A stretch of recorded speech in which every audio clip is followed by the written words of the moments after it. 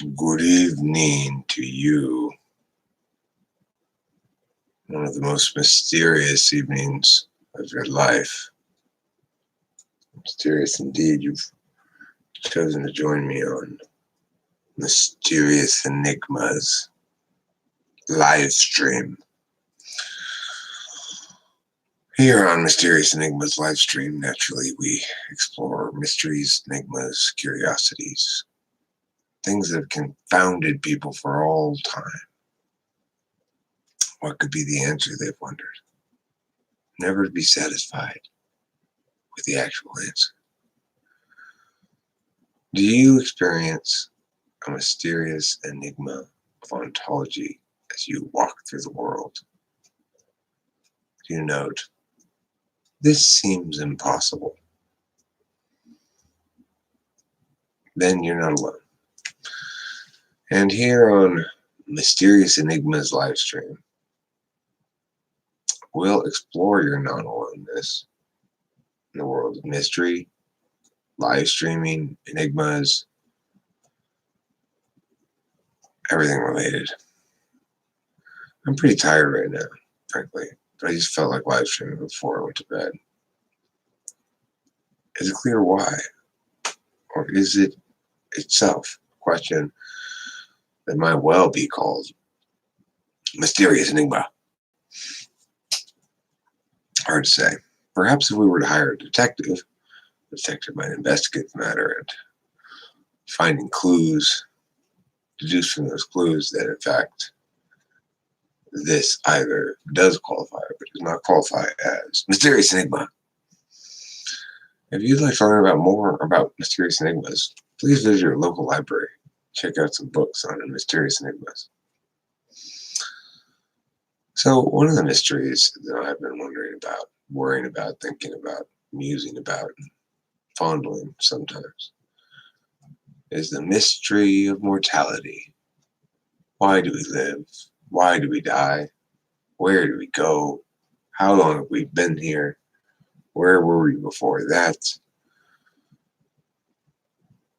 MFZ. Lude.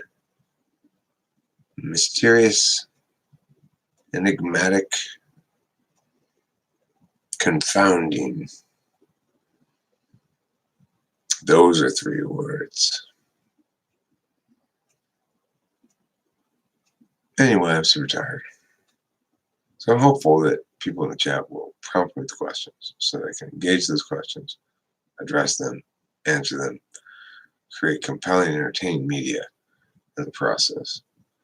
Sort of live stream that people don't just want to watch, want to participate in it while it's actually going, but rather just can sup it up, lap it up like supper on a cold Christmas morning.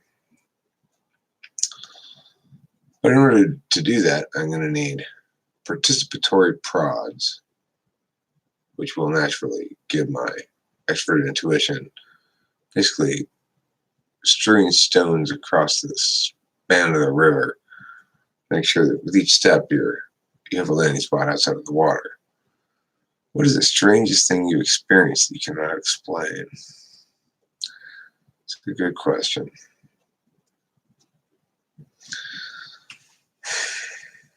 Well, way back in this is one of the strangest things I've ever experienced that I can't really explain. One of the weirdest things I've ever experienced, back when I was in the early 2000s, and I was doing math, and my friend and I were both doing it for quite a stretch of time there, like a few years. He got a lot weirder than I did on it, I guess you might say, but we're starting to display some of the textbook behaviors that correlate with that generally tell people, like, don't do that. He insisted that for a while that people were spying on it, that people were following him, that, like around his house, going into his house when he was at home, shit like that, right? And I was like, dude, Corey, come on. surely you can see that that's just like completely diluted. I mean, I've read about people on speed getting diluted like that, getting all paranoid and shit and thinking all kinds of crazy nonsense. I never experienced that, but I was like, Corey, what the hell, dude? What are you saying? He insisted it was the case, and I was like, okay, I don't know what's wrong with this guy. I don't think he can handle this. Well, then one morning, he and I were driving from my house to his house, and he's like, "Hey, there's one of them now. One of the people that follow me." And I looked at my rear mirror. There's like a car behind us. And I'm like, "They're not following us. It's just a random car. What are you talking about?" So no, they're following us. Okay, well, let's find out. So I'm like, I'll test this shit, then I'll prove to you they're not following us. And I turned right, and they turned right, and I'm like, oh, yeah, they just happened to turn right too. And I turned left, and they followed me, and I turned right, and they followed me. I started speeding up, and they started speeding up, and pretty soon I was like driving kind of crazy, trying to get away from these fucking people. They were totally following us. I have no explanation for it to this day. No, impossible. Impossible. I did so many turns I tested the fuck out of this thing. They were following us. They were. I mean, I was as astonished as any human being could possibly be that when I actually tested this thing. This car was following us. He was right. Because it's like at first I just was driving casual. I said, "Oh, I'll just make a couple turns," and they kept turning with me. That's like sped up, like, okay, well, I'm gonna get away from these fucking people.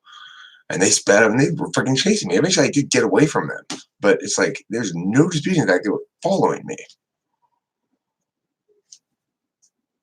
I have no explanation for it.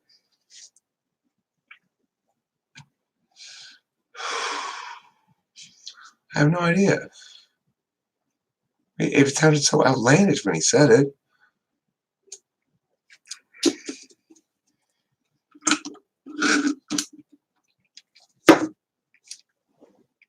That's the strangest thing that's happened to me that I can't explain. But what's the craziest thing I've ever seen in my life?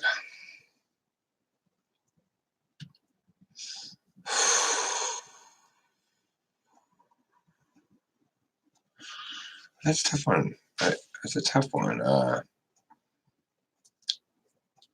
Like most jaw-dropping kind of thing, I'm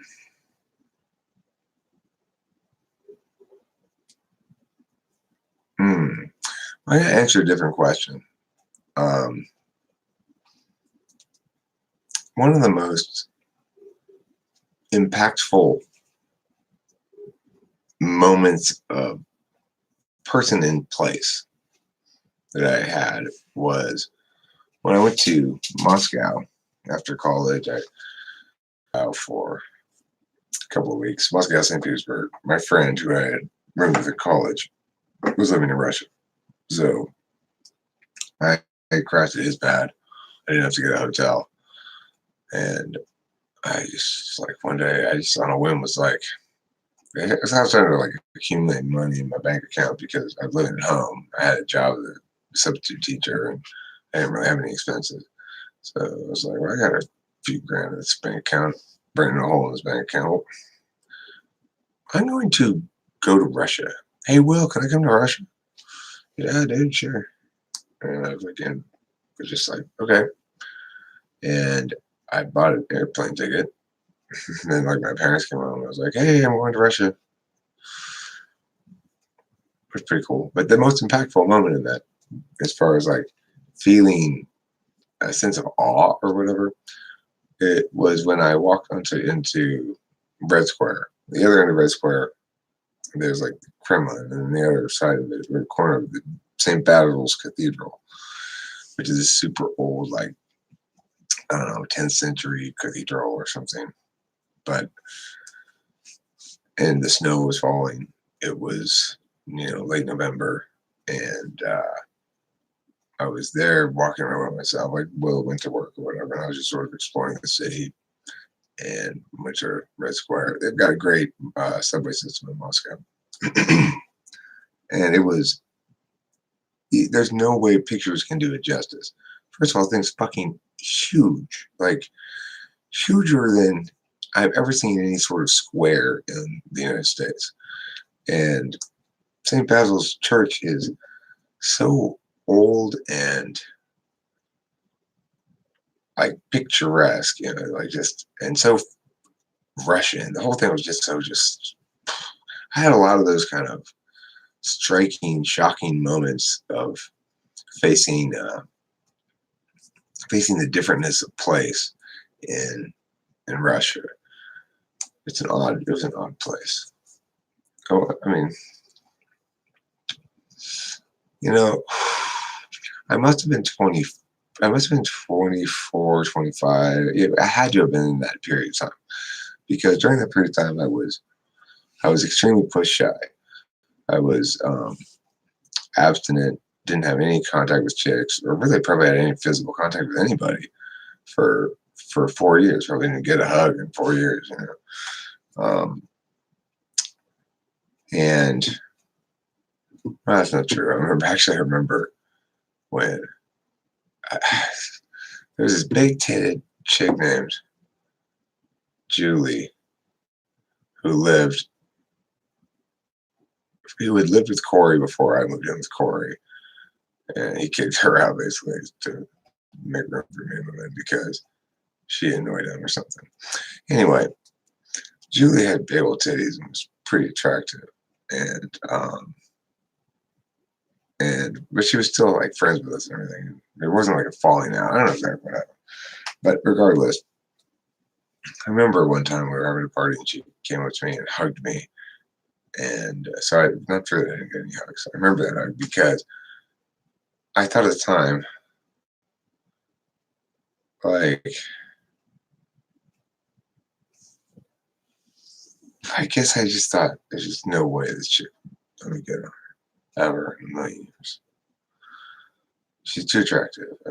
She's just being kind or something.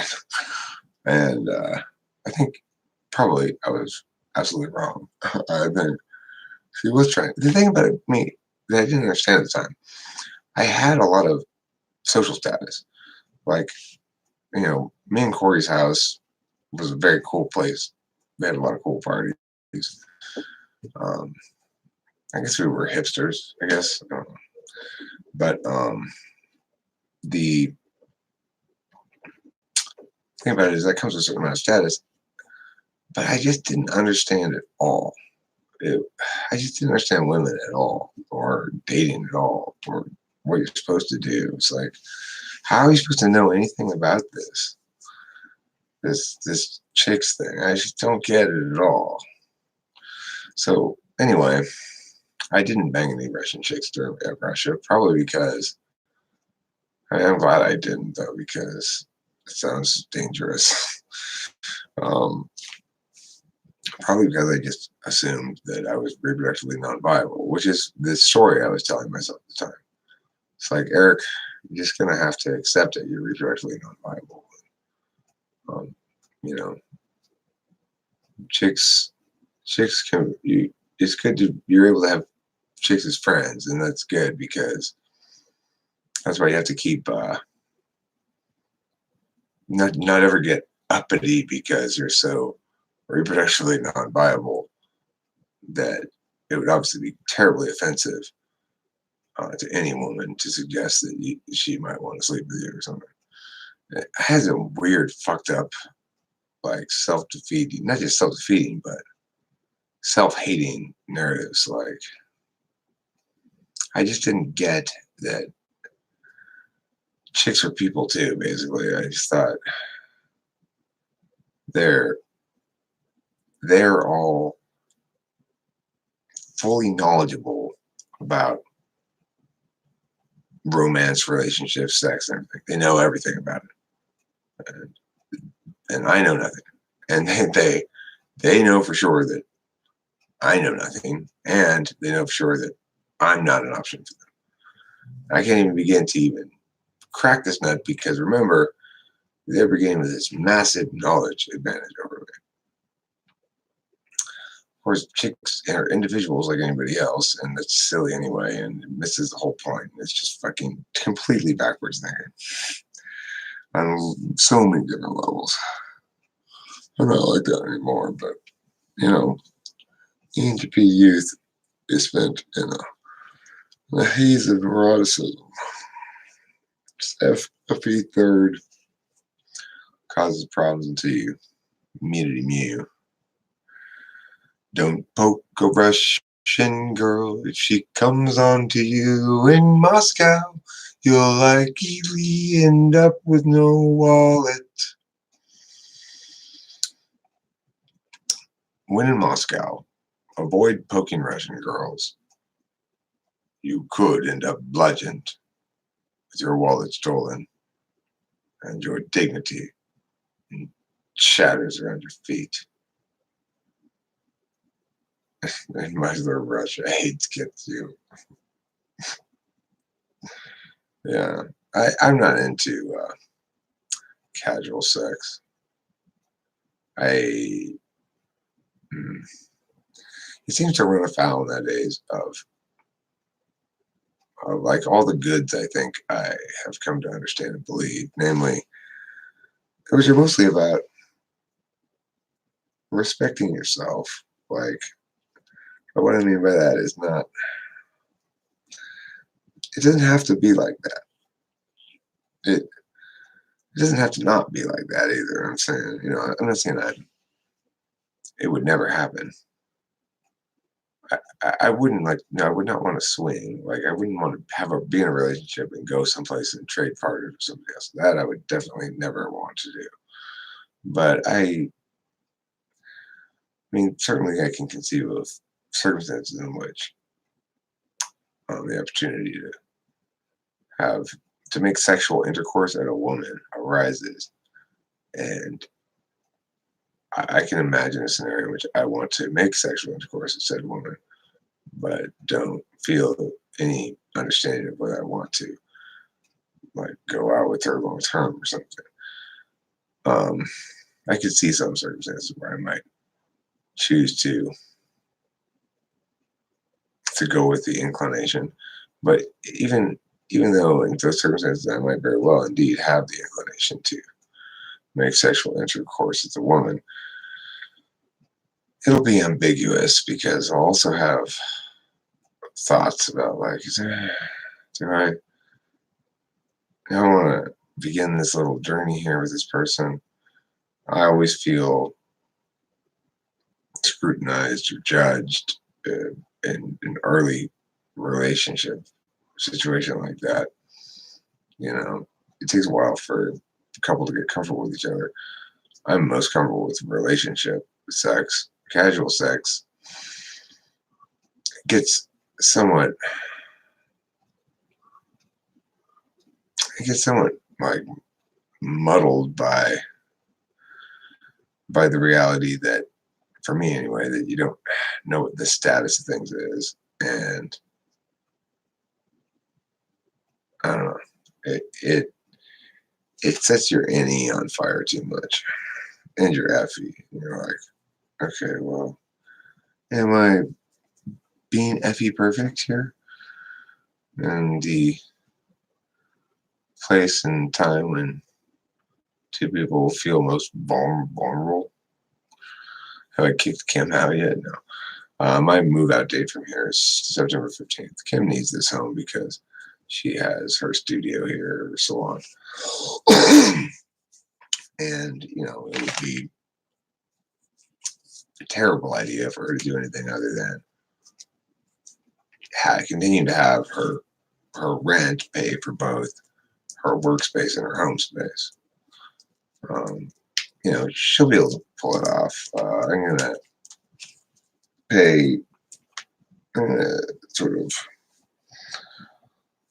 pay almost all the rent of September, even though we're only gonna be there for 2 weeks. And just as a general sort of goodwill thing. And 'cause I don't want to leave her hanging. I don't want her to be struggling or whatever.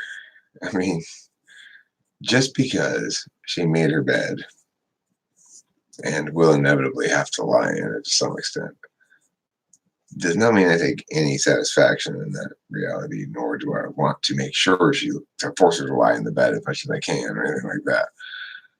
I want to see her okay. I don't want her to suffer or, you know, I, it, obviously I don't have too much uh, energy or resources to direct to that, but I certainly don't want to see no blue nowhere. Look, the one thing I can make sure I do right in this relationship, because I've done a lot of things wrong, I can make sure I do the breakup right. I've done the breakup perfectly so far. I have not. As soon as we broke up, I completely stopped taking the bait. I refuse to be provoked anymore. There's no more conflict. And I've double and triple checked to make sure that um, that she knows what she's doing, that she doesn't want to take a pause and reflect, that she doesn't want to talk more, that she's not ready to maybe listen to me a little bit, or it's like I've done everything right to make sure that there's no way for me to really feel bad or guilty after the fact, no matter what happens. But I'm certainly not going to part ways with her with negativity. This is going to be fully amicable. Um, and there's a lot of good things about Kimberly. Kimberly is not anybody that I'm ever really going to shit talk too much. I will reference some of the awfulness that happened during our relationship plenty, and a lot of awfulness happened. But to the extent that I see Kimberly as to blame for that awfulness, it makes me terribly sad. It doesn't make me angry at her anymore. So it's not something I want to. The scope of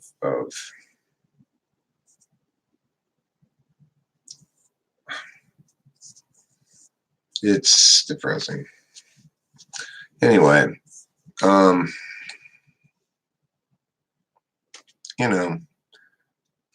ultimately, I failed to maintain a good example. If I could have spent more, or maybe all of my energy on exemplifying and actually controlling the situation by not being reactive at all. In other words, if I could have acted like I was completely detached when I was still attached, which I'm not sure if I can,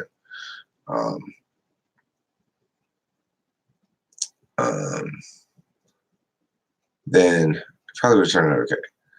Eric Matthias says, "This is an insanely nosy question. Feel free to ignore it. Is the house yours?" And his response, "No, the house is not mine." And basically, I very much countervalue privacy, so I don't particularly think of any questions as nosy. I typically won't answer specific questions about finances. There might be some other things I won't answer, but I don't feel offended at all when people ask me whatever. Basically, I am in favor of the free flow of information. No, we rent. We don't own this home, and when I moved into here, she already lived here when I met her, and I moved in here. Her son moved out. Well, it's neither of our house. It's a rental. I mean, it sort of blew nowhere.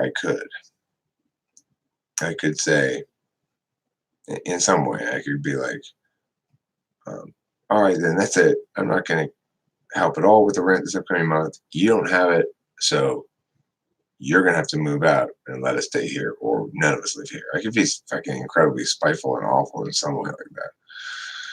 But regardless, I have obviously no desire to do that. And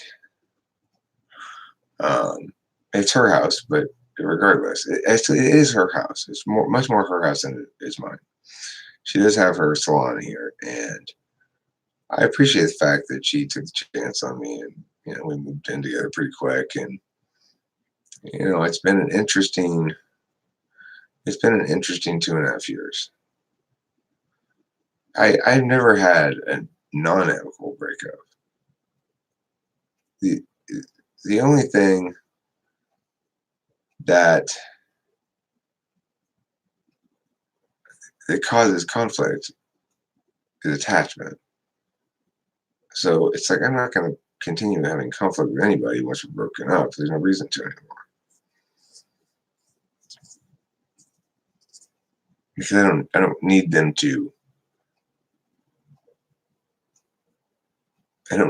to fix themselves at all. I just need us to be able to come to a reasonable agreement about stuff, which is no problem. I can always manage that when I don't care. I can always manage that. It's when I care that's the problem. It's like, okay, today if Kimberly wants to insult me or something,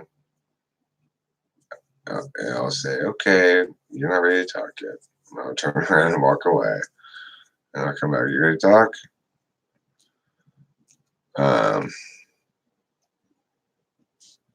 Because of course she's gonna insult me. We just broke up, and she's been insulting me even when we were together. And it's like, thank you. That doesn't have to hurt anymore. When we're together, it has to hurt, because after all, this is the partner you chose and you're with, and they reflect you and you reflect them. So what is the plan? You planning to move out, or are you just going to share the house in separate rooms? We are moving out on the 15th of September. Tracy and I are going to move to a place closer to my parents' house. And that was necessary anyway. It needed to happen. It's just like the slabs have been so fucking active and just really dropping bombs left and right. We haven't scattered places yet or anything, but yeah, we're gonna move somewhere near my parents' house. Help with mom, do her shit. I mean, it's gonna be a lot more time and energy to attain the self I need to attain. Eric, Matthias, no, I don't believe what she's saying. I recognized all along that what she's doing is projecting onto me her own shit. The thing is, if she's my mate, I need her not to do that. And I can't allow that status quo to persist. After all, she's my mate. She's not my mate. Go ahead. Say your fucking bullshit. Be mentally ill. I might still be annoyed by it. I might go like, okay, mental illness, and make a little snide remark or something and walk away. But I'm not going to scream and yell, because I don't need her to be okay. I don't need her to make sense. I don't need her to be fair to me. And the other thing is, she doesn't have any leverage over me in the breakup, and she's not accustomed to that. Like, she kept trying to set the terms, me helping her out with September's rent.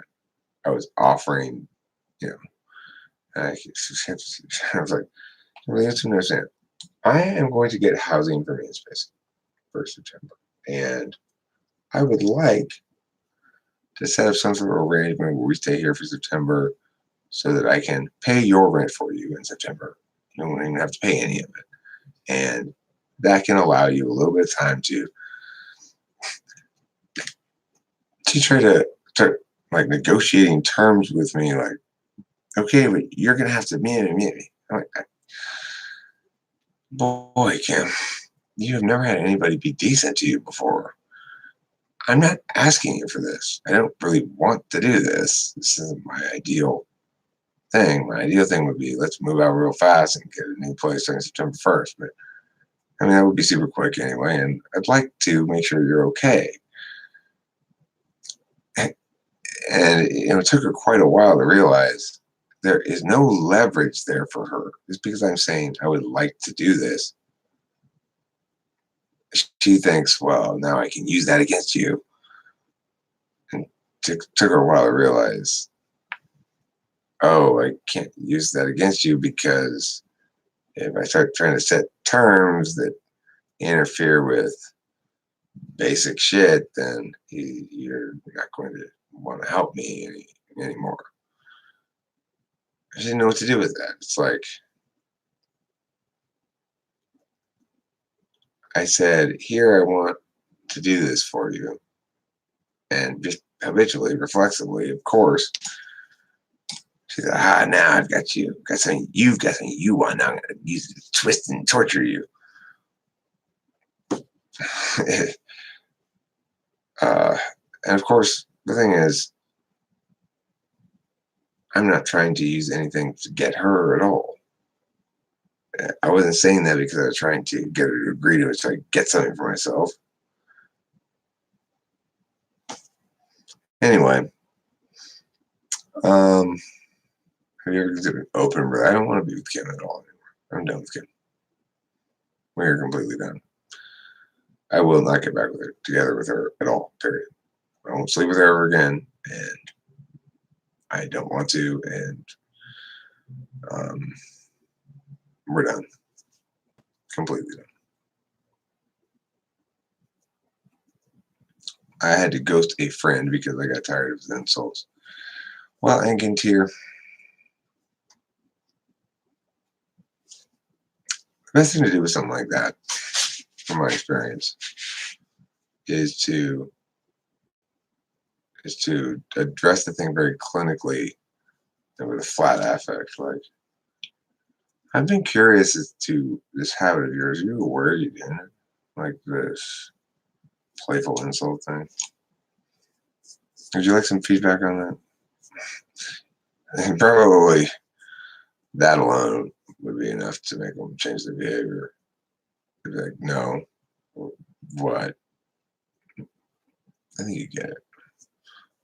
I'm gonna go get a big gulp. Like that, you know. Oh, he's a closet homosexual.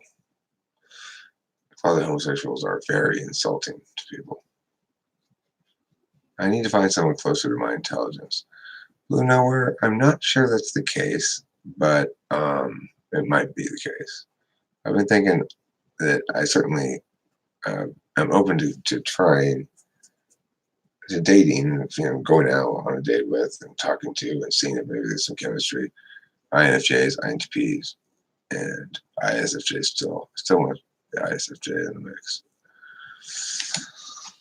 Polar SE doesn't bother me at all. I could be the INTP one for sure.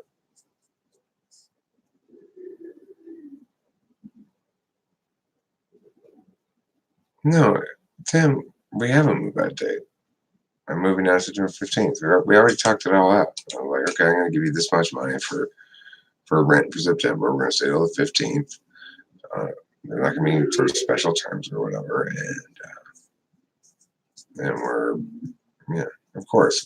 Look, no woman has ever managed to have an adversarial breakup with me. People can have adversarial relationships with me simply by being persistently unacceptable. But it's not possible to have an adversarial breakup with me because I simply will not allow it. And Kimberly's experiencing that right now. The thing is set up so she has no leverage, nothing to leverage at all against me. Even if she did, she'd discover in short order that the normal threats don't work on me at all. Like if we had been married, she'd say, well, we're going to court. Right? That wouldn't work on me at all. I'd say, okay, well, I'm not going to get a lawyer. I'm going to have a lot of fun with this. And unlike here in the house, Kimberly, you're going to have to answer the questions when you're on stand. That's going to be delightful. I am absolutely just overwhelmed with delighted anticipation of deposing you. Okay, Eric, let's have an amicable divorce instead. Okay, Candace, that's a good idea. Yesterday you were talking about alimony. Today, though, you're agreeing with me, right? There should be no alimony. Yes, Eric. Good, I'm glad. Just because it's a matter of justice. If you were able to explain and justify why it is you think you deserve alimony, and I were to agree with you, then you would receive it.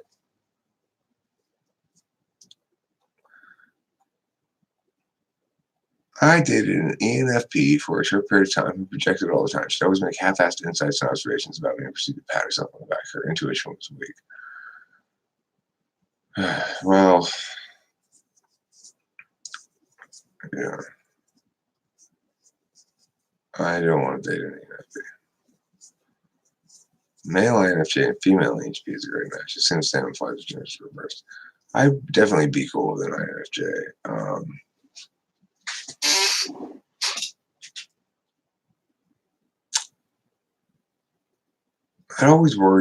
I probably would worry with an INFJ, always have a sort of hidden sense that maybe I wasn't good enough for them or something. Like they get sick of me. I think INFP would get sick of me less, probably. What do you think the INFJ is best at? Generally, aesthetic vision is what they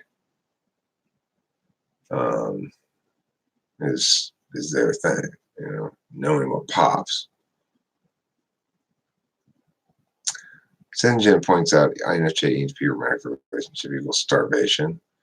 I mean, nobody cooks. Hello, Mr. Eric. Hello, Khaled Baghdadi. Weren't you saying INFP would be the best match for ENFP? I mean, I'm thinking that. I mean, oh, Senjen was saying that, huh? I think that might be true. Probably. I think that's probably true. I think that I'd find the SE polar reassuring on many levels. So a better understanding what appeals to people on the sensory level, like music, visual art, etc. Well, more on the metaphysical level. You know, but I guess on the sensory level too. But like whatever art or media you're talking about, even if it's expressed via sensory channels like music, it's still fundamentally a metaphysical thing. It's about meaning and it's about resonance and it's the experience of the metaphysics of it that makes it meaningful. Can two people of the same type have a successful relationship? I don't really think so. I've thought about that before. Like, would I be able to go out there with their HV? The answer is almost certainly not. I noted when I was hanging out with Becky a lot that there was a relative, like, you know, the person felt like my relative. Like I had no desire to get on Becky at all. It would have been way too incestuous. She just, it's like, I don't know. She's too much like me. And I just never felt any attraction to her at all. And she was an attractive female, but it was just that we're both trying to occupy the same space all the time. And so it was sometimes interesting chatting with her, but even then, there was this sort of unspoken mildew of each of us waiting for a real audience member.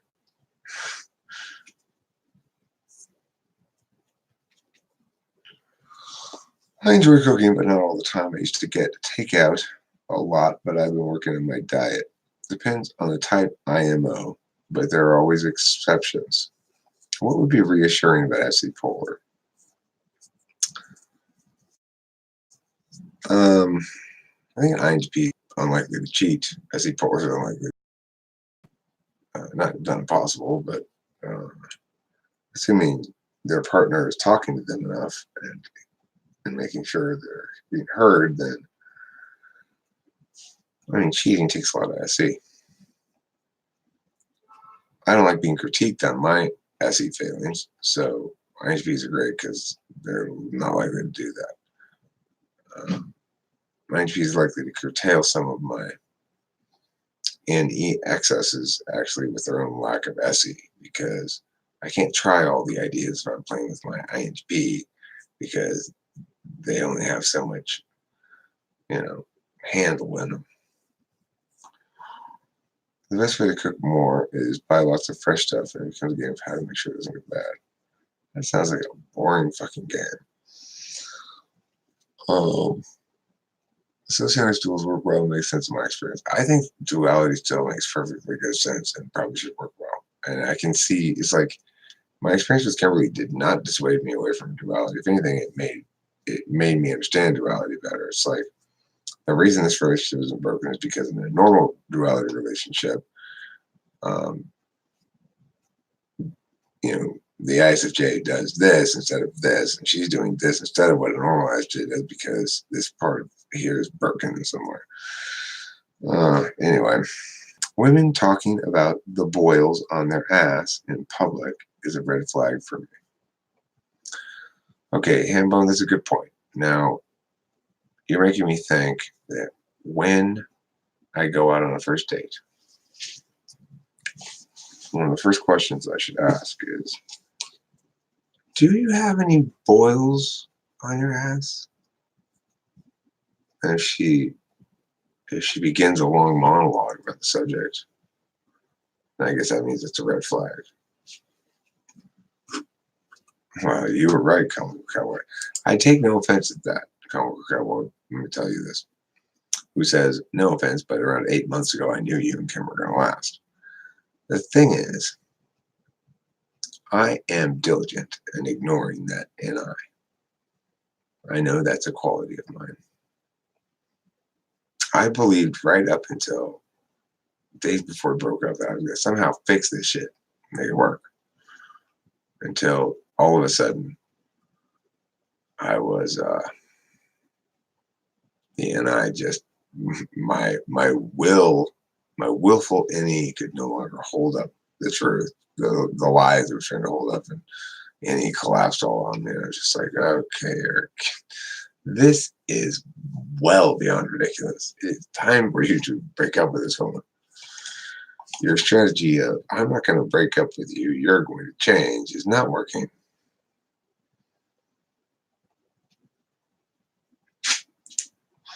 Relationships to me aren't about making up for each other's weaknesses. Exactly. It shouldn't be about that. I agree. It's about, that's not what duality is, though. In duality, when it works right, the aspects of it work right, for example, the SI receiving from the ISFJ, is completely natural and effortless. That aspect of it is perfectly right on the money. Kimberly giving me SI and me receiving it, that aspect of the relationship worked fine. There wasn't much other aspects of the relationship that worked fine, but that one worked fine.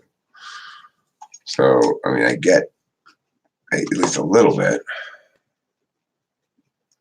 A demisexual is a person who does not experience sexual attraction unless they form a strong emotional connection with someone. Demisexual? Relationships about making a deep connection with someone and build life together. I personally believe in soulmates, and people make fun of me for it. I believe in soulmates too. I haven't met mine yet, but I believe in it.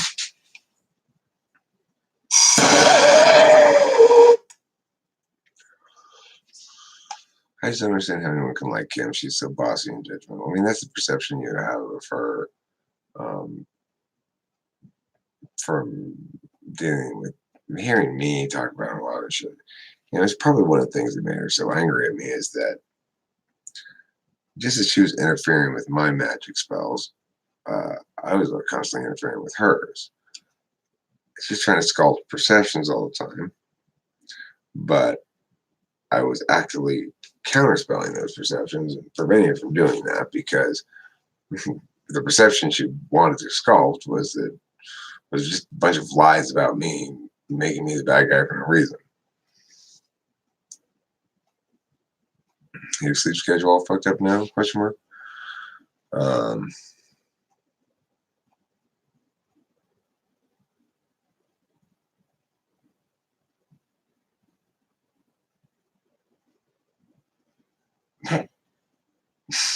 Yeah, it was a little fucked up. A few months ago, I said, "Dear Eric, if this continues, you know what you have to do." And I kid you not, you said, like what? Break up? I believed you were going to fix it from that point on. I believed it too. I was convinced I was going to fix it. But I mean, it's like the morning when we broke up, she was just so brazenly unwilling to agree to absolutely anything, even the most simple of common human decencies. Like, can you at least agree to not talk to me with words dripping with contempt all the time? No, I do not agree to that. I will express contempt at you all the time. It's like, it, you cannot be serious. Okay. And I was like super mad. And I threw it out. I thought about it. I went to the driveway. I was like, what can I do to get her? And then it just hit me. Oh, you could leave. You're done. This phone is nuts. There's zero chance you will ever fix this. She just told you she refuses to agree to speak to you anything but contemptuously and spitefully. You cannot possibly be with this person.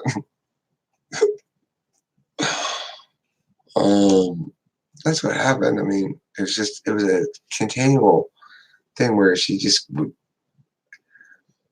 basically, she had a bunch of abusive behaviors. I tried to shut that shit down. I did for a while, but she just couldn't handle it. She wasn't willing to do any actual work, like come to terms with it. The only thing she was willing to try to do was to not give me ammunition about that, like, which is unhealthy old way to do it. But so sometimes, some days she'd be good and she wouldn't do bad things. But you could see just building up in her, and she just, I kept trying to get her. Basically, I kept waiting for the moment when she gave up the fight and decided to be on my team and be a follower for a little while. Try to put on a learner's hat, and go, all right, Eric, I'm going to trust you instead of following what I think. And, she after several more times of her just saying things like, "You have nothing to teach me. I will never learn anything from you," and other such nonsense, I just realized it's impossible. She's making it more and more impossible every day. She's giving me less and less. She started off giving me close to nothing, and now she's giving me even less than that, and fighting to give less and less. And I can't be with that person. Why do I have a blowtorch? Well, you see, there are things that need to light on fire, and this does that. And also, it's the only lighter I ever put in my pocket and thereby misplaced. I keep it on the desk. Why why try to change how someone is or how they think? Well, comical cowboy obviously was ill advised. I mean, my narrative was I was trying to heal her. This thing that she was expressing was damage, that she'd never been properly loved before, and it had never been required of her to love properly in return. And I was going to fix the fucking problem, Kimberly is not fundamentally a bad person who shits on everybody because it's her nature. She when she gets into an intimate relationship and gets really close to somebody, um, that relationship becomes toxic because she doesn't know how to do that.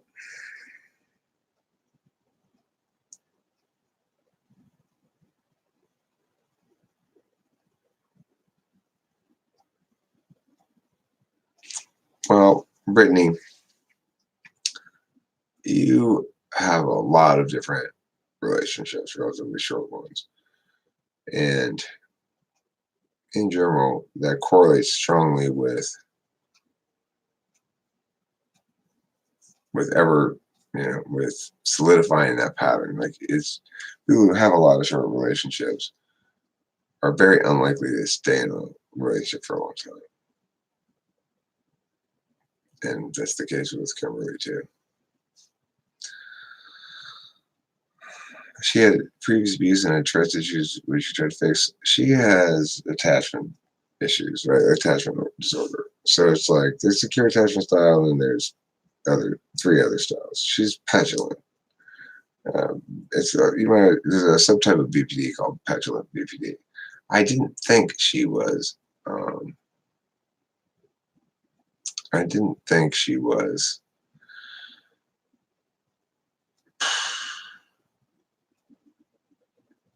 BPD quite. I just figured she was damaged, but really, petulant BPD is the diagnosis that I think any competent person would make. At what age range do you think individual attachment style develop? I'm not exactly sure, but it's during childhood. Certainly, it's impacted by very early childhood, and probably as late as up until 8 or 10 years old, I would guess. But I'm no expert on that, the specifics of attachment disorders. But I do. I'm well versed in the affect of them, but not the childhood causal aspect of it. That's a good question about the previous relationships. Did she act different or the same in previous relationships? I've tried to get that information out of her. I said to her, Kimberly, this may be the first time you've had an amicable breakup. Have you had one before? Of course I have. Okay. Has she actually? Who knows? I don't know. The thing is, based on what I know from how she misrepresented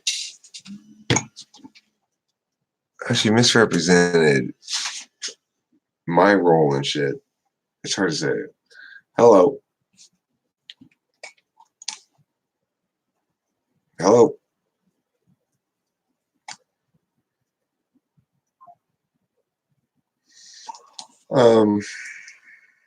Yeah, it's hard for me to know.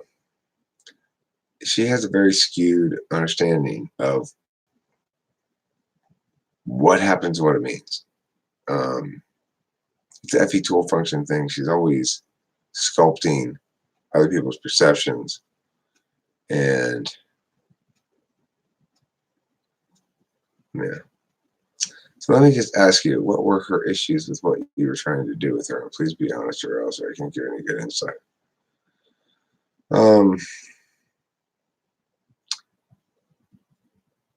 I mean, it's very difficult to answer because I never received to answer those kind of questions.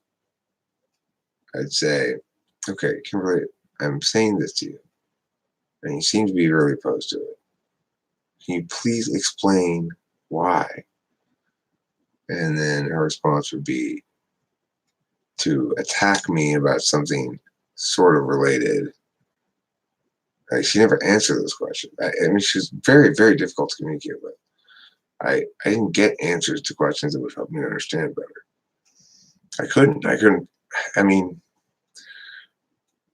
whatever. If I had to do over again and were to communicate with her based on what I know now, I might be able to pull it off, but very, very difficult to communicate with. Like,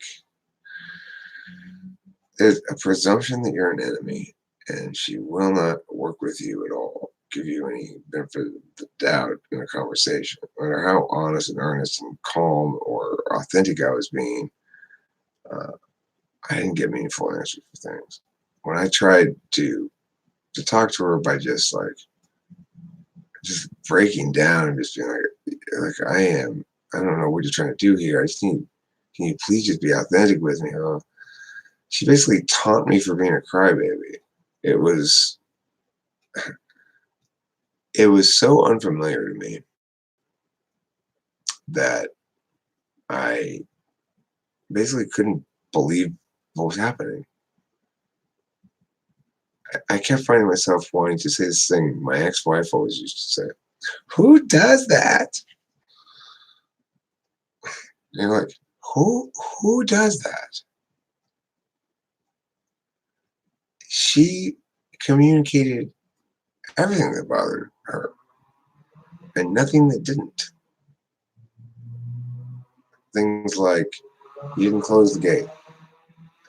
Things like I'm not gonna I'm not gonna man, it's just freaking hello.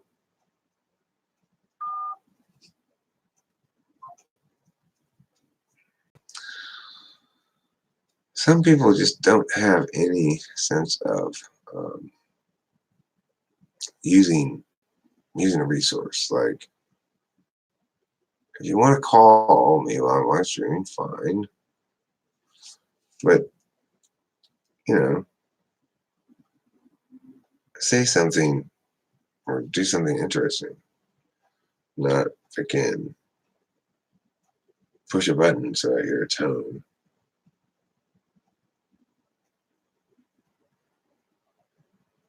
Oh, we're going to block this person. Block.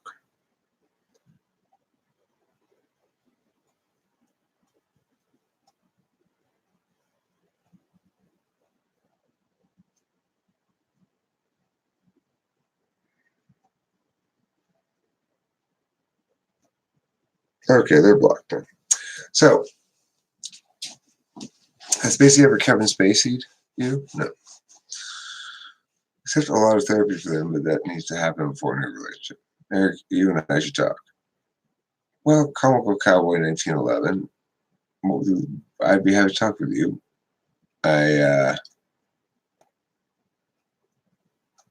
Who?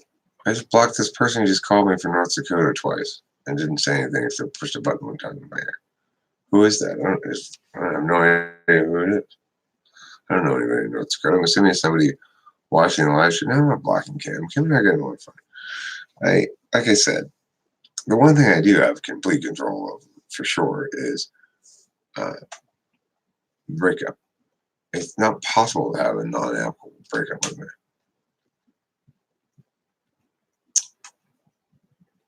I wouldn't mind talking to you, Cowboy. I'm probably going to go into the raw room some more than I have been, more than I've been in the upcoming future. Email me if you really want to talk to me and you have some issue. One way you can possibly talk to me probably is if you email me with a topic for a video and say, I want to make a video with you about this topic or something. Yeah, I'll be doing that. I'll be doing okay, at least with this breakup though. Yeah, I'm fine.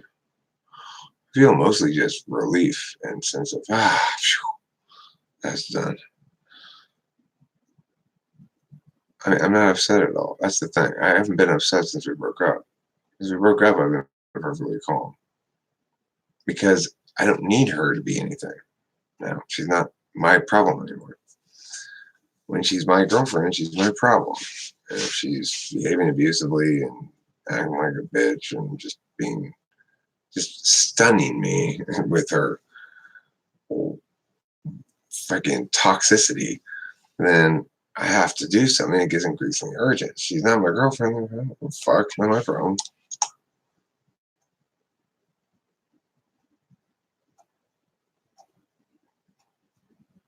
But you are live streaming, and surely you are upset at least a little. I mean, I'm live streaming about mysterious enigmas. People ask questions about Kim, and the topic gets brought up, and I start talking about it, but I don't feel upset at all.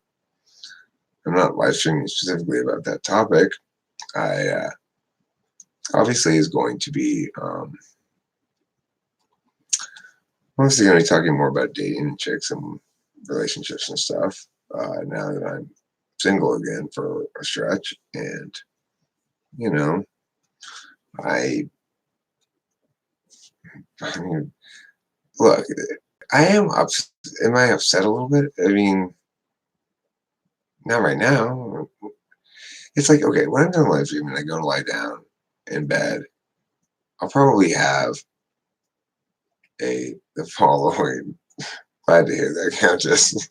I'll probably have the following feeling, which is a sense of worry for Kimberly, a sense of like sort of good anxiety about the fact that my whole life's gonna change now, and um,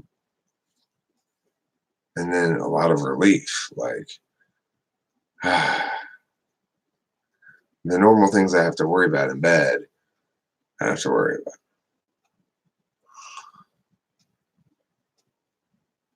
Oh, well, I mean, my email address and my phone number are at the bottom of every video I make in the description.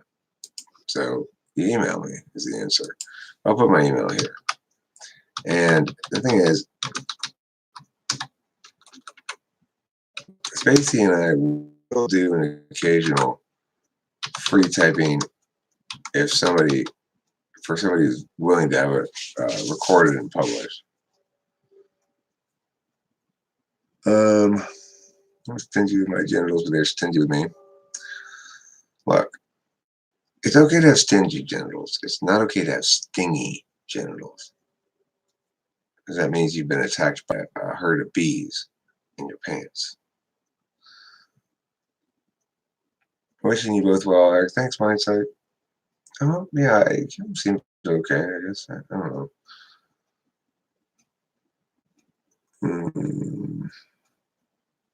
How many people have you typed in your lifetime? I'm curious.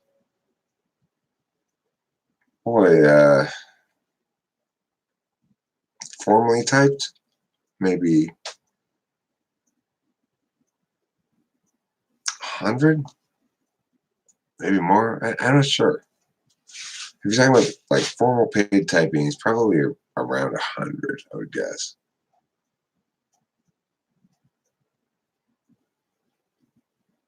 But it could be a little bit more than that.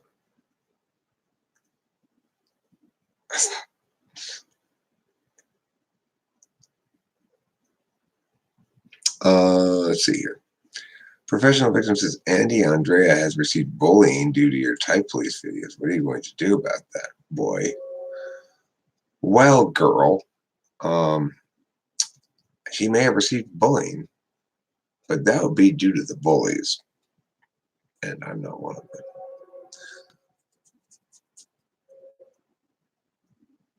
My penis is shaped like a wasp. Buzz, buzz, buzz, buzz, sting. Hey, you want to go meet in the actual location? What are you doing right now? Want to go to Denny's? Comical Cowboy? You want to have laughter rodeo at the Denny's? We could plan a quick laughter rodeo. I could end it. I could blow this taco stand. Her lawyer will be in touch with me shortly. For what? Because he wants to get his ass handed to him? Lawyers find me absolutely terrifying. Comical Cowboy, I said, if you live in SoCal, Do you want to go to Denny's? We can just go there right now, get some coffee. You know. You sent me a text, Meme King? Is it a meme? I hope so. You're the Meme King. Let's see what it says. I'm watching your stream.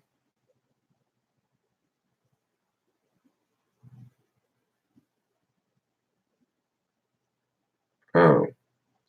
You're going through a tough breakup and can't let her go? I love her very much. What should I do? You should remember something. Love is a behavior, not a feeling. Oh, that's pretty close to Riverside. You know. Well, actually, Riverside's on the other side of San Bernardino County. I don't want to forget this conversation, professional victim. I tell you what, if you want to PayPal me some money, I'll forget the conversation. But otherwise, I want to remember it. I'm going to put it in my scrapbook. Have I tried DMT? No, I have not tried it. I have not tried DMT. What city in Riverside County do you live in? I want to see how far away it is.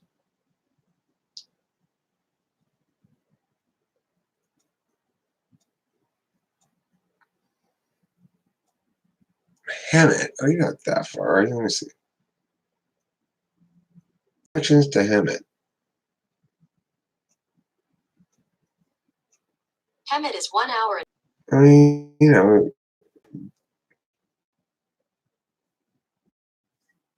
what I'm saying?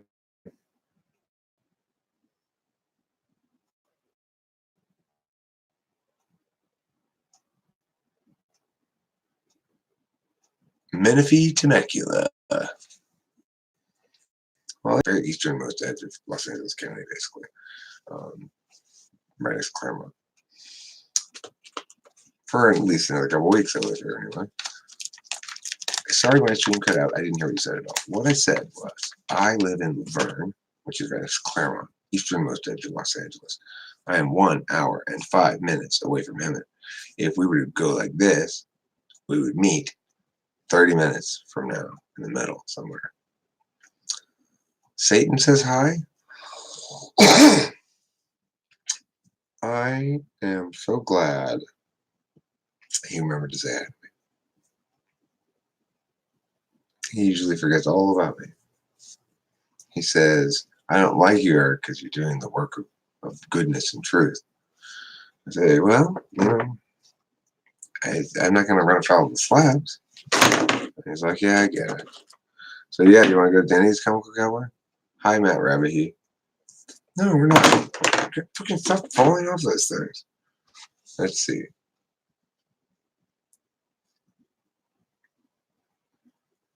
Halfway between Laverne and Hemet.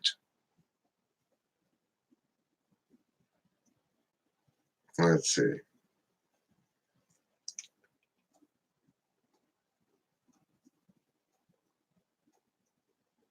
Freaking halfway between is Riverside County. That's not halfway. That's not a place even. Stupid phone. I'll do it on the computer instead. I mean, do you want to drive the whole hour over here? We can if you want. But I figured it wouldn't be fair. It's not fair to make you do all the driving. Did you already eat your cake? What cake? Dispel duality. I don't want to dispel duality. I like duality. I mean,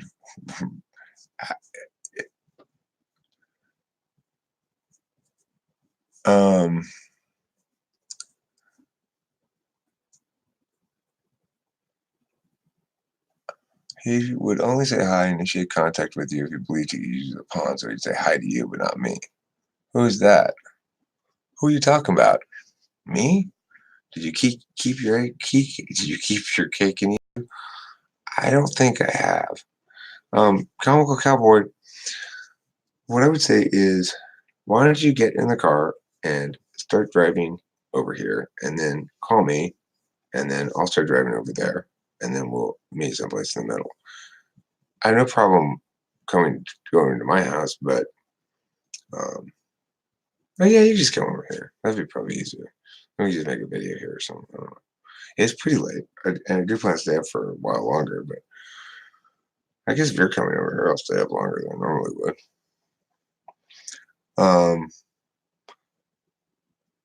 If you want to text me, I'll shoot you my address.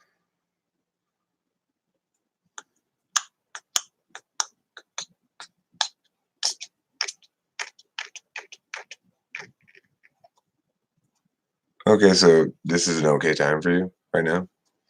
Yeah, so just go over right now. I'll be up till 3:30. If you leave now, you'll be here at 1:35.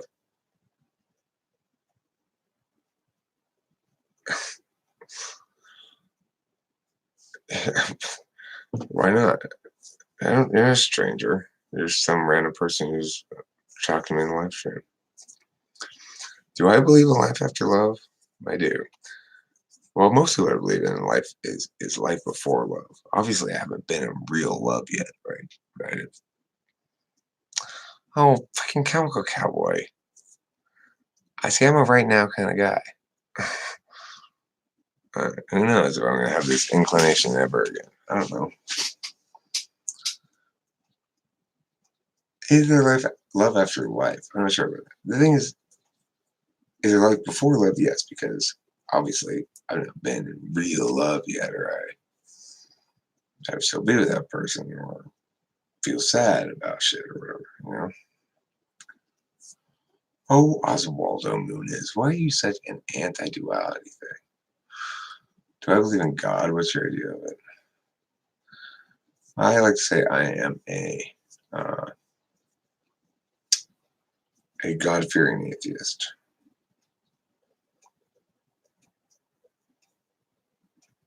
Have you ever wondered what the enigmaticness of the Eleusinian mysteries may have been, or what the lost recipe for cinema might be?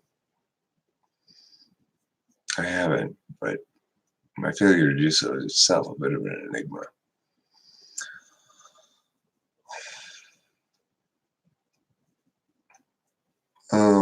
Okay, well, email me then. I put my email in the thing, Chemical Cowboy. We can schedule time. That's fine. Just tell Spacey that in the email, be like, Eric said we could schedule time. So you don't even have to don't just shine me off. You know, I'm making a video right now which will make me unhappy. Why will it make me unhappy? What are you doing to make me unhappy? I'm not that easy to make unhappy.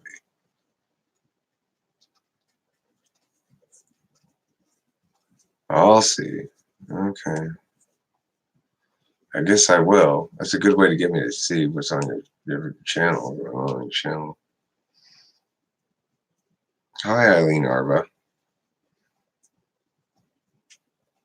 Make me unhappy. I wonder what that means. Some people might use that as a synonym for disagree with it. So if you just mean that, then sure, possible.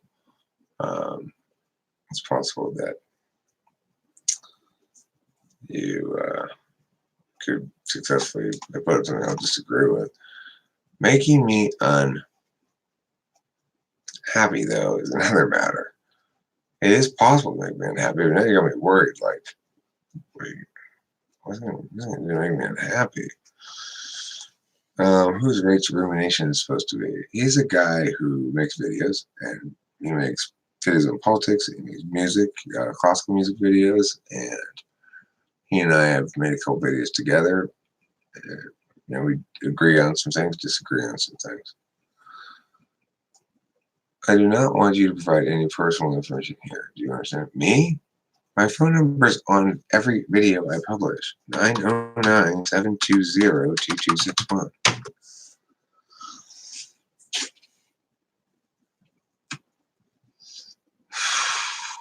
Hambone? How do you know about that? How do you know about that? I thought that wasn't public knowledge.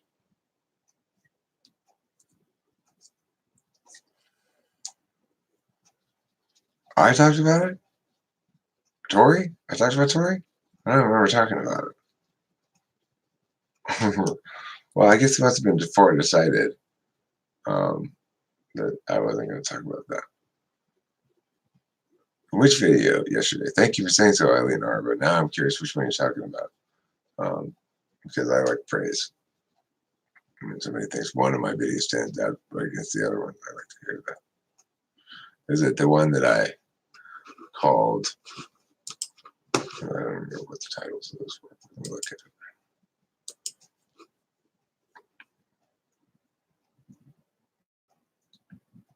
Was it like 20 red flags?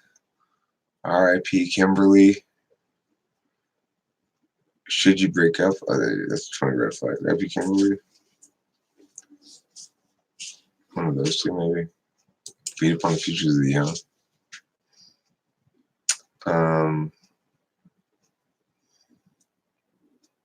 Oh yeah, Himbo.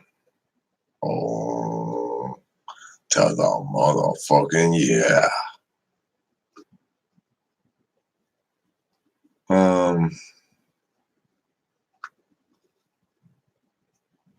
Jesus, Eric, you.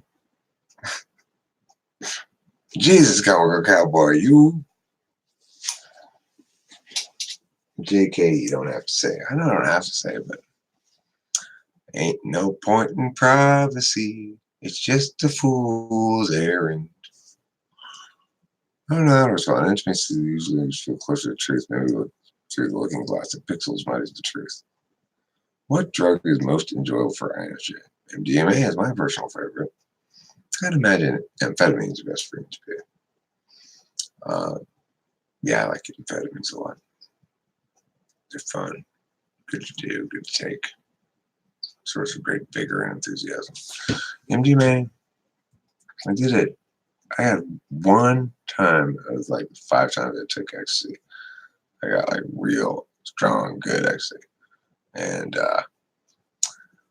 boy, I tell you, stuff makes you feel like an angel. But I didn't want to do that after I did it one time. I didn't like the way it made me feel afterwards physically. Like I felt like I was twitchy and stuff. Wasn't into that. That made me think, hey, this is not good for you.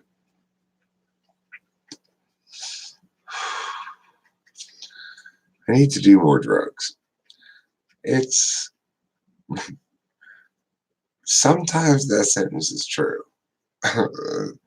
Usually that sentence is not true. A lot of people want that to be true, but it's only true for some of them, some of the time. The INFJ woman, Eric, I rarely blinked. Oh, Eileen Arba, you were the INFJ woman that rarely blinked? I don't. What do you mean recently? That one we did recently says she's not an INFJ.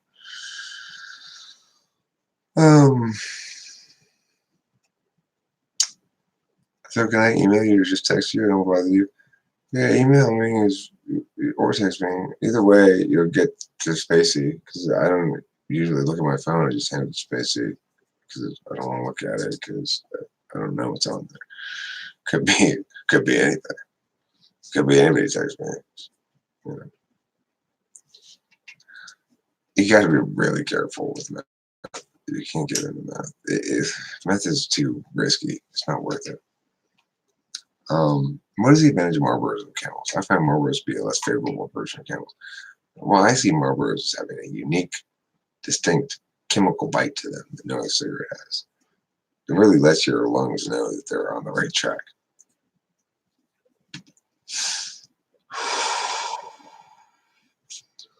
Oh, that video, the INFJ lady. Oh, thank you. I appreciate it, Eileen. I thought you were saying you were that lady. I was very confused for a second. Yeah, meth is not something that you should take lightly. It's very easy to get addicted to meth. Very, very easy.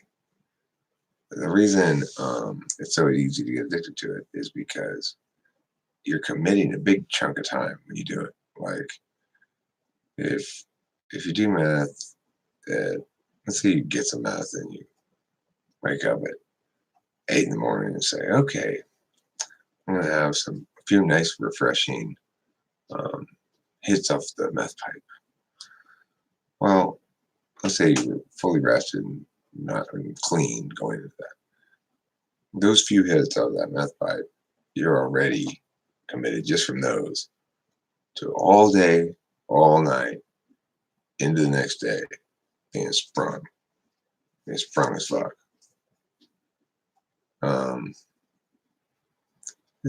Cowboys stop worrying about the FE shit. Bother me. I don't give a fuck. Email me, call me, text me. I don't care. If I don't want to answer the phone, I don't want to answer it. I mean, I strongly recommend against doing math. I was a math addict for a few years. It's, unless you are extraordinarily disciplined, you'll get caught up in it. You get caught up because it operates on too big of a time frame. You can't do it for a day and then recover right away, and then you end up going on a little run. You end up on 4 or 5 days with a total of like 8 hours of sleep in those 4 or 5 days, and then when you run out, you don't think, okay, well that was fun. Oh, you go, oh, I feel like I can't do anything at all now. I'm just completely exhausted, and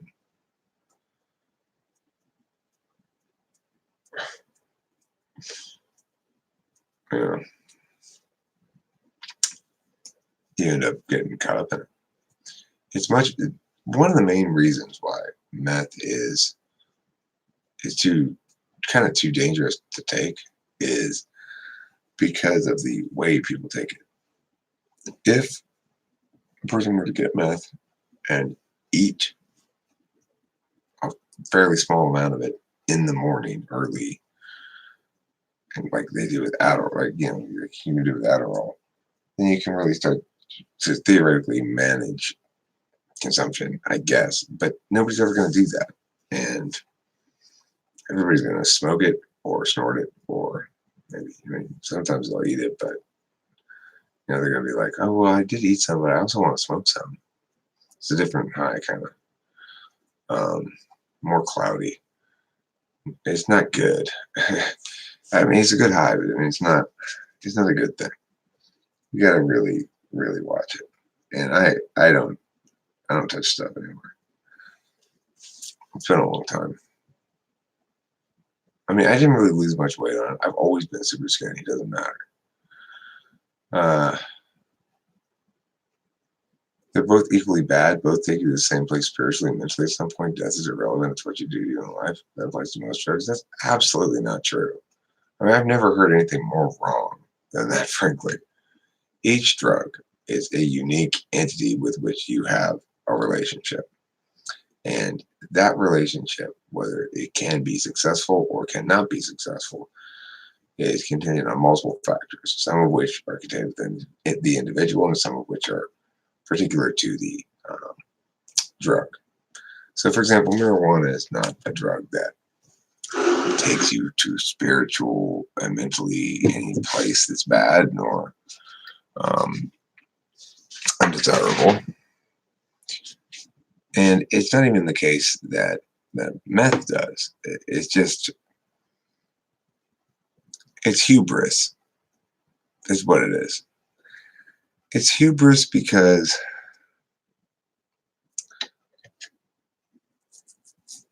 you're empowering yourself too much, and you don't deserve that much power. When I was on meth, I did a crazy amount of shit. I made tons of shit, and some of it was really good. I wrote a novel and blah, blah, blah, blah.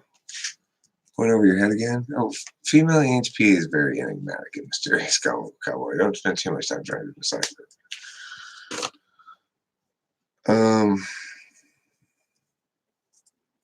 Well, thanks, First Class. That's very agreeable of you.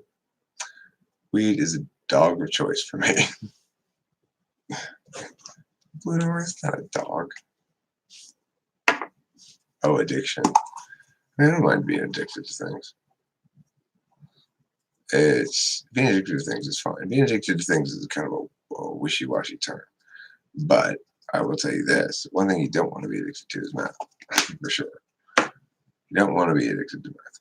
If you can pull off doing it every once in a while, put a couple months between doing it, go for it. But almost nobody can do that.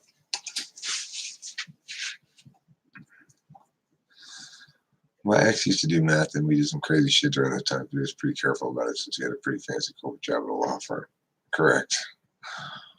Cool. I'm looking forward to hearing from you, Comic Book Cowboy. Everybody else have a good night, according to Comic Book Cowboy. So if you're planning on having a bad night, then too bad. That's not on the table. Count as 1G.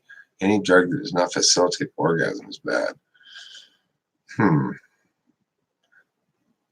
don't know if any drugs facilitate orgasm for me, really. I mean, it's true that speed sex can be kind of intense. But, Jesus Christ, that cat scared me.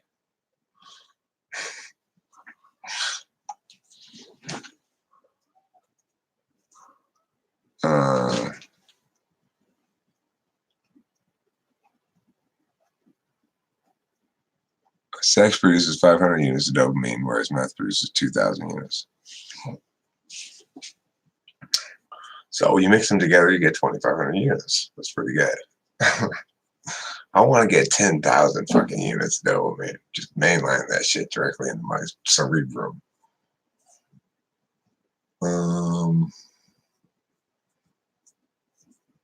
It doesn't prevent orgasms either, for me anyway. But chicks operate differently.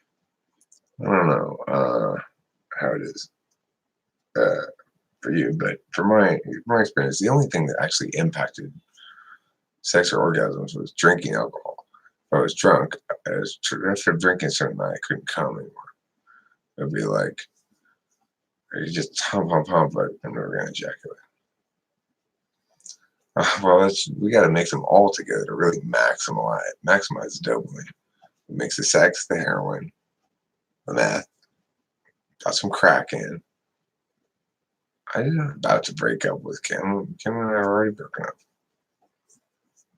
That's done. That's ancient history now.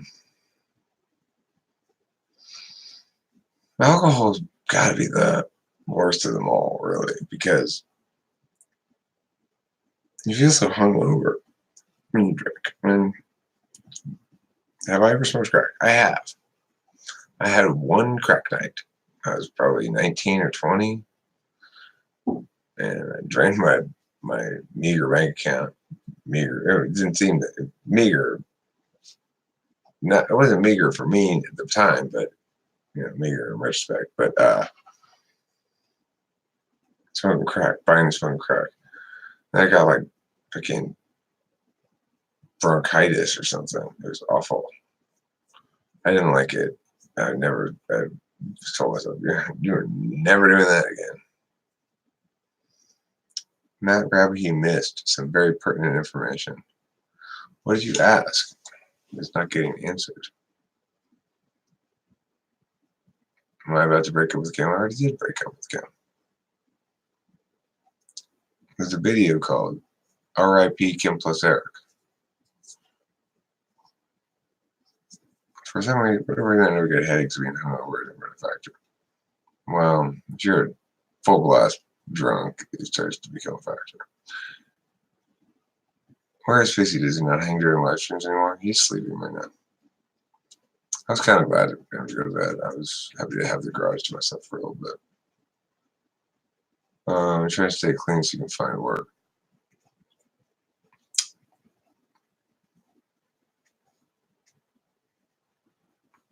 From what I understand, a lot of a hangover can be true to dehydration. Plenty of water counteracts. Yeah, I've heard it's true. I mean, it is true, but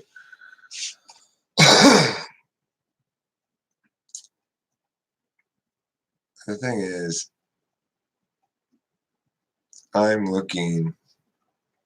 How old are you, Countess One? Aren't you like 18 or something? So I thought maybe you're a different Countess. I don't know. You look young in your profile. There must be a different one. You don't have a profile picture. Oh, okay. Must be. You're a different Countess. Oh, you're a man too. Why are you Countess then? Yeah, I don't get hangovers when I make sure to drink more water. What would make me look like a drinker? Bottle of scotch in your hand? Are you the same Countess, but you were a man the whole time and you're not an 18-year-old dude? An 18-year-old chick? Okay. Right Ruminations videos at. Well, I haven't actually looked at the model as presented in any detail yet. I own intuitive understanding my figure in space looks suspiciously similar. Oh, you are a woman. You're a 31-year-old woman, huh?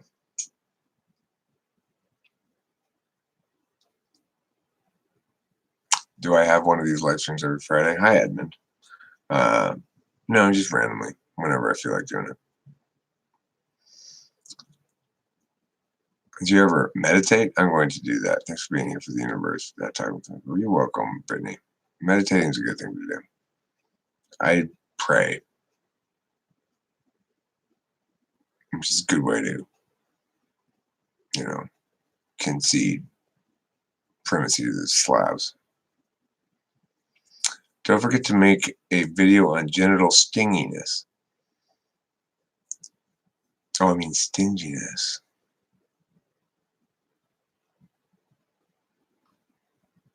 I like your leg of ham. These lives be intriguing. Yeah, Countess One's a lot more intriguing to me now that I know she's 31 and a woman. She's in Singapore, but that's why they created slow boat travel. Meditation helped me become more calm. I used to lash out a lot for no reason. Looked like a jackass. Ever done psychedelics? Anything you took away from those experiences? Well, first last, I have done plenty of psychedelics. Not as much recently as when I was in college. I took acid. I've done mushrooms lots of times, acid lots of times. But I take anything away from those experiences? No, not really.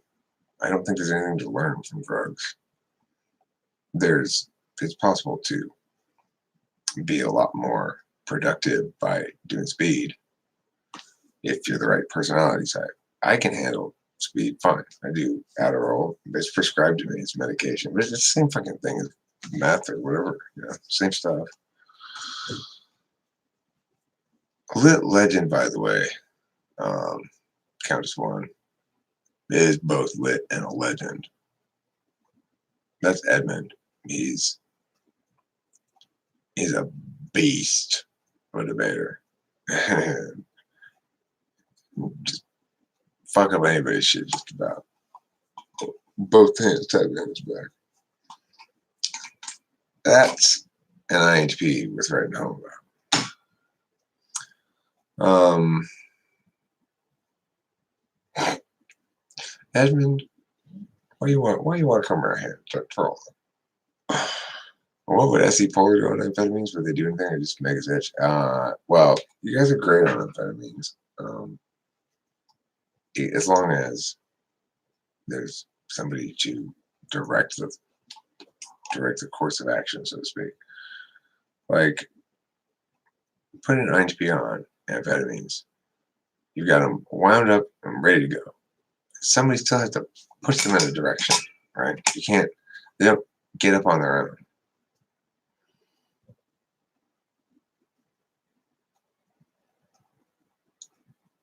INTJs, how nice can she be?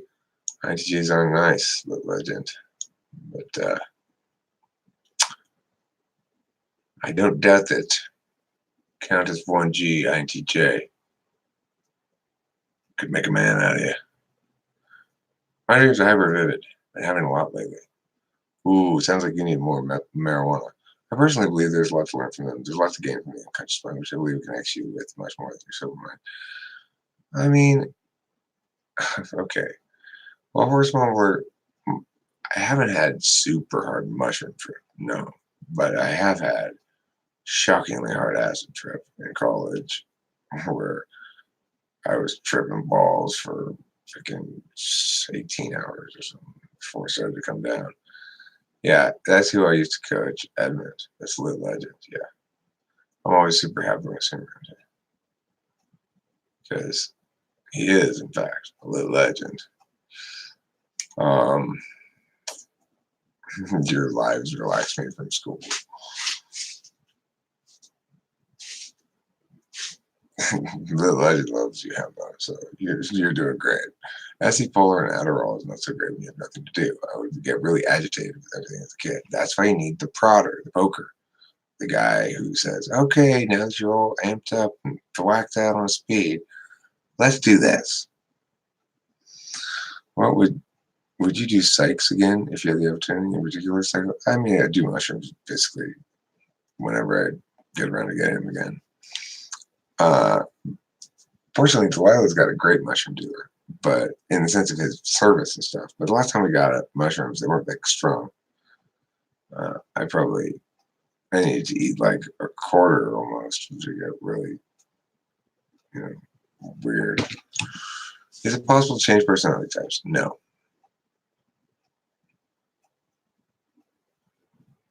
I should do more mushrooms.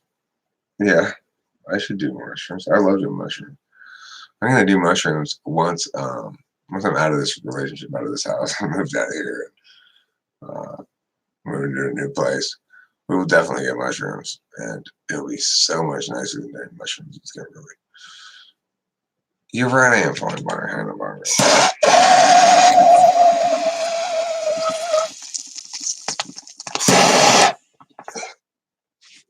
I'm transportation using that bong rip to you, Edmund. Okay.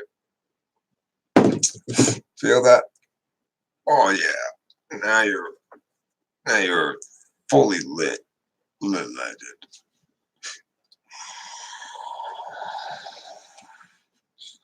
But I agree. INFJ is the most spiritual type. I'd agree that INFJ is the most metaphysical type. That doesn't necessarily make them spiritual. In fact, I suspect that the more spiritual somebody is authentically, the less metaphysical they are, probably. Yeah, mushroom life's really fun. If you get the right kind of mushroom, the right batch of mushrooms, and eat the right amount of them, it's just nonstop hilarity. That's all it is. It's just freaking laughing my ass off. They are the most metaphysical type I can get to because they go NI, FETI. Those are all three metaphysical. SE is their own physical and the conscious text and the fourth slot. And their dominant function is the most metaphysical of the metaphysical functions, NI. So even though each P goes NE, TIFE,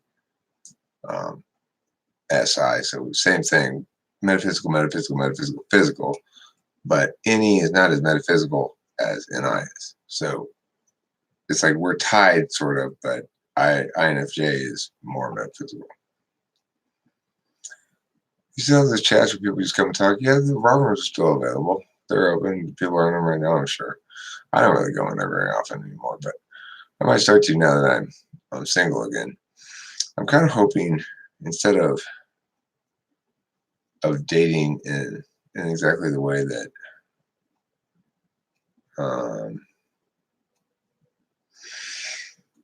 I did before, I'm kind of hoping to encounter somebody online or something that I actually sort of hit it off with, start talking to a lot, and we get to know each other kind of slowly. I mean, I don't want to rush into any new relationship with them. So I may be going to the raw rooms a little more often to see if there are any chicks. But I mean, the funny thing is,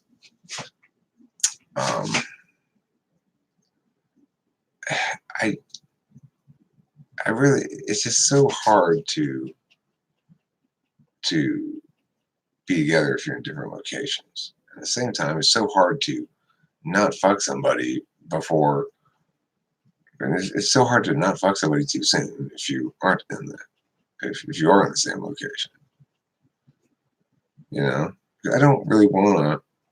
I don't really want to have sex with my next partner until I'm confident that I want to be with them. I want a slow. I want a slow courtship of sorts. But then at the same time, I know that once I start dating a chick, it's like I know I said I wanted a slow courtship, but that's slow enough. Now I want to fuck you.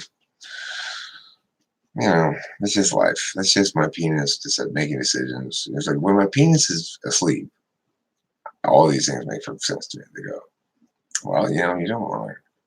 You really want to take your time. You kind of rush. You rush that last one. This time you're gonna go slow. You're gonna start banging chicks right away, and then all of a sudden you get all weird and motion and whatever. No, I'm not getting Tinder. I'm already got my OkCupid profile set up last night a little bit. I need to make another video. I gotta make a video for OkCupid. Bang them all. Pick the one that annoys you the least. Countess 1G. Well, that's one way to do it. Are you afraid of bugs by any chance?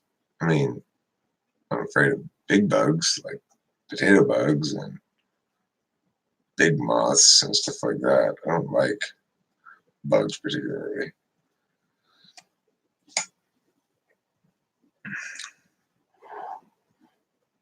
Dating in LA is a shit show. I mean, I know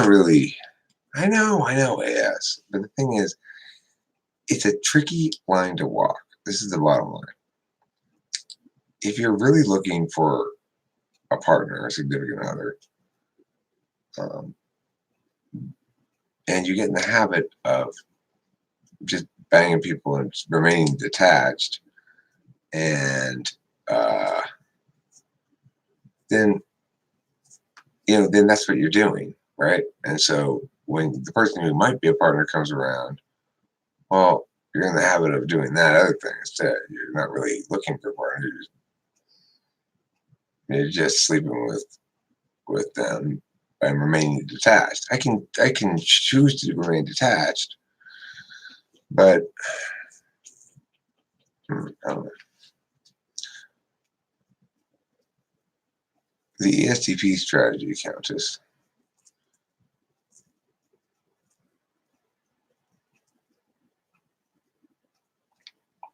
I'm sure the other types other than ESPs enjoy sex. Yes, we do. I'm not an ESP. I enjoy sex. Why would you spend your life with someone who boils down to the best you've come in contact with so far? Surely you're not looking hard enough. I mean, you're always going to have to make a choice. And your choice is never going to be perfect. You kind of got to go with the 80-20 rule. If you spend too much time looking for your significant other, then you're playing the field for quite a while. And that's always challenging.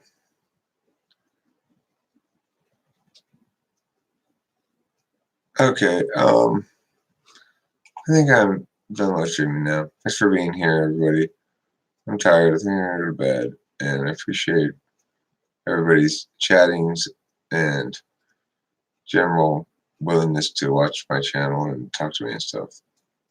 So thanks a lot for being here. So it's good night. It's super important. The reason why am I not sad in the morning and shit and all tore up? Well, because you guys are here and I can go online, I can talk to people and have conversations and get positivity and reassurance and whatever else. Well, what is the seventh function? When the eighth function is lower? Isn't that what you're? Yeah, I don't know why. It doesn't work like that. It's like the reason seventh is polar is because third is scorecard. And the backside of the scorecard is for, not the backside of seeking. It's hard to explain. There's not really good explanations to why it is that way. It's just for works that way. It's like it's the mechanics of the thing. All right, see you later, everybody. Thanks for being here again. Good night, everybody.